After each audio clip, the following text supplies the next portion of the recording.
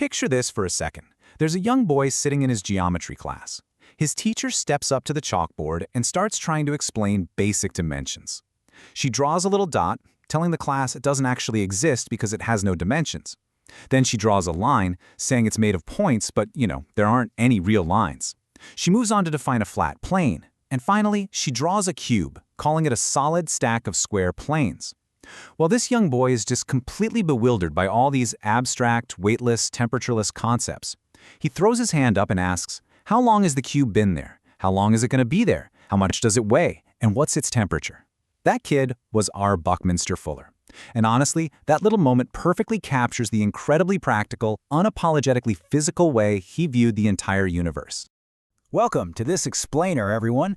Today, we are taking a deep dive into the mind of an absolute living legend of the 20th century, R. Buckminster Fuller.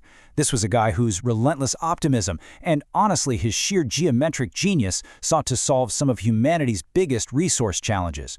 You see, he wasn't just a theorist sitting in a room somewhere. He was driven to build, to solve problems, and to protect our global resources using the pure, undeniable elegance of geometry. So, here is our game plan for today. First, we'll officially meet Bucky Fuller. Then we'll unpack his famous Dymaxion principle. After that, we'll check out the geometry of geodesic domes, explore how he filled space with the octet truss, and finally, look at how he literally redrew the world. All right, let's jump right in. Section 1. Meet Buckminster Fuller. Moving right along to Section 2, the Dymaxion principle. Born back in 1895, Bucky Fuller viewed geometry as, essentially, the ultimate strategy for human survival. But to really understand him, we have to understand the Dymaxion principle. Simply put, this is a mandate to do more with less. It's about demanding the absolute greatest possible efficiency out of the technology we have available right now. We're talking about maximizing your output while completely minimizing your input and waste. You can actually see that exact concept in action right here with the Dymaxion Optimal Living System house. Think about normal houses, built from the ground up, right? Heavy, traditional materials. Well, instead of doing that, Fuller designed a self-contained, highly efficient home that literally hung in tension from a single central mast. No way, right? And that mast even contained the power unit and distributed all the air, light, and heat. It was a total, radical rethinking of shelter to make it as lightweight and resourceful as humanly possible. But his mathematical obsession with maximum efficiency didn't just stop at architecture. Check out this scale drawing of his aerodynamic Dymaxion car. This proves his principle could scale across wildly different disciplines. Whether he was looking at transportation or housing, Fuller was just laser-focused on finding the absolute most efficient use of materials and energy. Okay, Section 3. Geometry of Geodesic Domes. This brings us to probably his most famous application, the geodesic dome. Now, the biggest mathematical nightmare of building any large structure is dead weight. If you try to build a massive dome using traditional methods, the sheer weight of those long supporting struts will literally snap them in half. So Fuller relied on a shape called a regular icosahedron, basically a solid with 20 equilateral triangles. To build on a massive scale without that fatal dead weight, you start with that icosahedron, you project equal chords onto its edges, and then systematically subdivide those original triangular faces into smaller, much stronger linear units. Notice how you can visually track this triangulation process right in front of you? This is what Fuller liked to call tetrahedronizing. Watch how straight linear struts are used to perfectly approximate a curved sphere. And why a sphere? Because a sphere naturally maximizes interior space while using the absolute minimum of exterior cover. By flawlessly interlocking these small, straight components, you generate phenomenal rigidity and strength. It's a true synergetic best-fit solution. Just look at the staggering real-world results of this geometry. This is the Union Tank Car Company dome down in Baton Rouge, Louisiana, built back in 1958. It boasts a clear span of 117 meters and stands 35 meters high.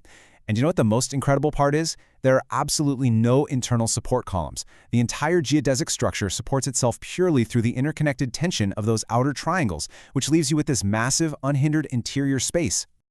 Up next, Section 4. Filling Space, the Octet Truss. Fuller didn't just want to cover space, though. He wanted to fill it. Now, in flat 2D plane geometry, you can fill a surface endlessly with equilateral triangles. Easy.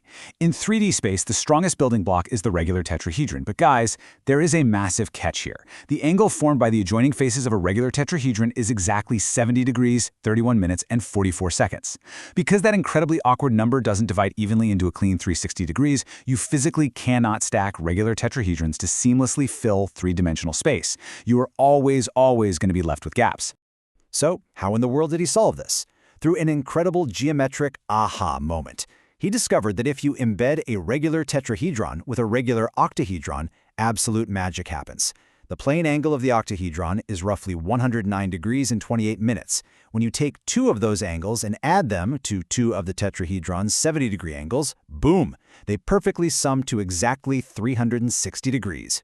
And that brilliant mathematical marriage creates the octet truss. Seen here in a 1959 exhibition at the Museum of Modern Art, this fantastically strong architectural framework is infinitely expandable. Since the angles now equal exactly 360 degrees, you can just keep adding struts above, below, basically in any direction without leaving a single gap. He actually first used this structural marvel for the Ford Motor Company, proving yet again that pure geometry can solve monumental physical problems. Which brings us to our final stop, Section 5, Redrawing the World. Having totally conquered physical structures, Fuller zoomed out to 2D space to tackle a famously flawed problem, our map of the world. We are all super familiar with that standard Mercator projection map that hangs in almost every classroom, but it has a really severe flaw. It highly distorts the magnitudes of land masses, especially when you get near the poles. Fuller looked at that and decided it was entirely unsuited for the 20th century. So he envisioned the Dymaxion map, a projection that provides highly accurate global information, true geographic scale, and completely unbroken continental contours. To actually achieve this, he used a shape called a cubo-octahedron.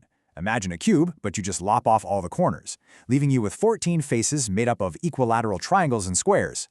Fuller imagined the Earth sitting inside this 3D shape, and then he carefully projected the boundaries of the Earth's land masses outward onto those 14 flat faces. Now, look at this stunning result. By judiciously arranging and unfolding those 14 3D faces, he created the flat 2D Dymaxion map. When this thing was first published in a 1943 issue of Life magazine, it absolutely shocked the world. For the very first time, humanity actually had a highly accurate two-dimensional picture of our land and sea relationships, completely without that extreme stretching you get on the Mercator map. So the absolutely crucial point of this map is what it reveals about our geopolitical reality. There are no broken continental contours. It shows one comprehensive air-ocean world. The magnitude distortion is totally negligible. Plus, it reveals an unbroken Great Circle path cutting right through the US that violates absolutely no other country's airspace. Even more fascinating, it pinpoints a 50-50 point in Russia that acts as the pole of a hemisphere containing 93% of the entire Earth's population. I mean, it completely reshapes how we view global relations and rocketry, right? All of these incredible innovations, from the tension houses to the massive domes to the world maps, they were all meticulously compiled in his massive magnum opus published in 1975 called Synergetics, Explorations in the Geometry of Thinking. It perfectly summarizes 50 years of Fuller's relentless work, proving over and over again that the geometry of thinking really is the ultimate tool for his lifelong goal, doing more with less for the betterment of all humanity. As we wrap up this explainer today, I want to bring us full circle back to that young boy, the one challenging his teacher about the weight and temperature of a chalk-drawn cube on a blackboard. Buckminster Fuller looked at the world, saw its accepted limitations, and actually dared to ask the questions everyone else thought were too simple or too strange. He leaves us with an incredibly powerful mandate: dare to be naive. Think about it. If we're going to solve the complex resource challenges of our own time, shouldn't we start by questioning the very foundations of how we've always done things?